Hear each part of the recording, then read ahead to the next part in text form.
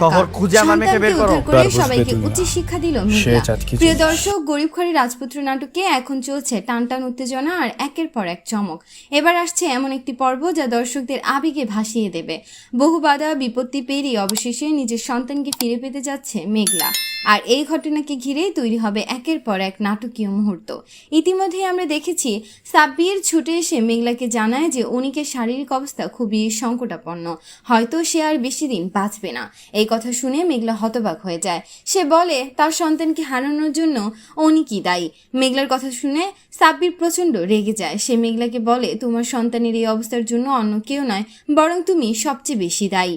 তুমি যদি সময় মতো সবকিছু জানাতে এবং নিজের সন্তানকে নিয়ে আরো সতর্ক হতে, তাহলে হয়তো আজ এই পরিস্থিতি তৈরি হতো না। সাব্বিরের এমন কঠিন কথা শুনে মেঘলা ভেঙে পড়ে।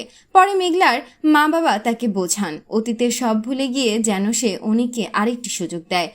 অনেক ভাবনার পর মেঘলা শেষ পর্যন্ত অনিককে ক্ষমা করে দেয়। এদিকে বৃষ্টির কাছ থেকে সাব্বির জানতে পারে যে অনিকের সন্তান আসলে মারা যায়নি, সে এখনো জীবিত। এই খবর শুনে সবাই অবাক হয়ে যায়। এরপর সাব্বির সেই সন্তানের অবস্থান সম্পর্কে জানতে পারে এবং অনিককে নিয়ে দ্রুত সেখানে পৌঁছে যায়। মেঘলাও তাদের সঙ্গেই যায়। তো বন্ধুরা, পরবর্তী আপডেট সবার আগে পেতে সাবস্ক্রাইব করুন আমাদের চ্যানেলটি। ধন্যবাদ।